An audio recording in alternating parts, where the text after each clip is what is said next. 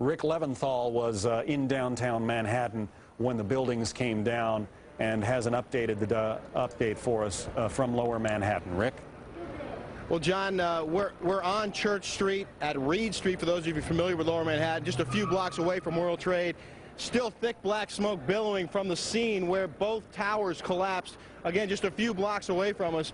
We were standing out here on Church Street when both towers came tumbling down, and each time there was a huge cloud of smoke and debris that came roaring down this street, and everyone literally ran for their lives. At this point, the police have been efforting to establish a perimeter. They're trying to keep people back and make sure that no one interferes with their job, which is to try and secure the area and then get inside that World Trade Center rubble to see whether or not they can locate any survivors who may have been inside the building or just outside the building when it came tumbling down.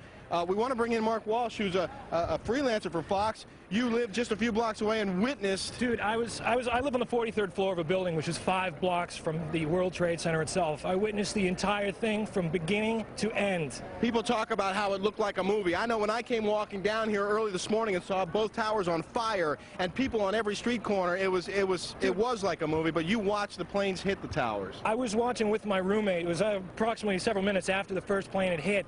I saw this plane come out of nowhere and just ream right into the side of the Twin Tower, exploding through the other side. And then I witnessed both towers collapse, one first and then the second, mostly due to structural failure because the fire was just too intense. Obviously, there were a lot of people inside the buildings at the time. 2 guys from the 7th Precinct, the 1st Precinct, the fire department right here, the 7th truck, those guys are all right there at ground zero when those things went down. And God bless, I know there's a lot of guys there that were around there, and hopefully they made it out. What was happening around you, in the streets around you, as this was all going down? Absolute pandemonium. From my viewpoint up 43 floors, I could see people running like ants, just absolutely scurrying for their lives. Billows of smoke coming through the streets, just walking down the street, just pushing everybody back. And then several minutes after, it looked like it had just snowed over the entire area. Yeah, the debris, the soot was thick on the street. There's still a dusting of it out here, but when I was standing here and the towers collapsed, we saw police officers running for their lives, screaming, "Get back, get back, get back!" And I'll tell you, that's a wake-up call when you see cops running for their lives, and people too, women's pushing baby carriages, that sort of thing. Well, you had the first tower first. That one, when that first went down, it just pushed everybody back, and it was a good 15 minutes before the second tower finally collapsed. Yeah. And it was just overwhelming, and by that point, it was just insane.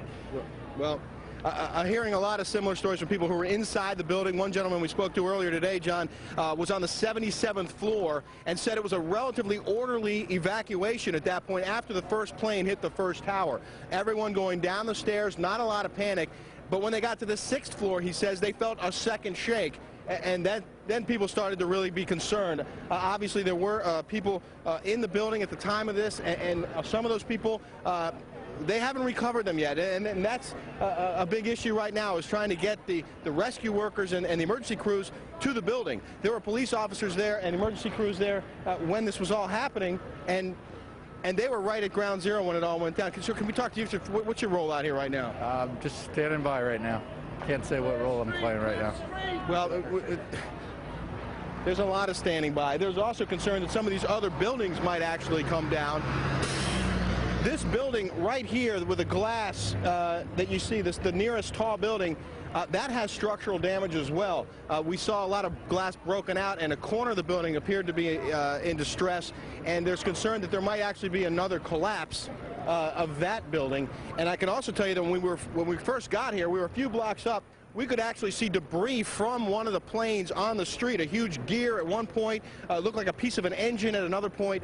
So that debris is still littering that area up there. They had roped it off with police tape, and they had FBI agents out there, and that was just before the first tower came tumbling down and everyone went running away. So there's evidence out here. There's a lot of work left to be done, and as you can imagine, the streets are a bit chaotic at this point. But I just want to show you one drastic difference looking north as opposed to looking south. Blue skies, clear streets, not a lot going on over there. But then come back around this way, Dan, and you'll see just smoke billowing from the scene. Still obviously a major disaster waiting to be cleaned up. Back to you, John. All right, Rick Leventhal in Lower Manhattan, thank you very much. A dark day in America, September 11th, 2001.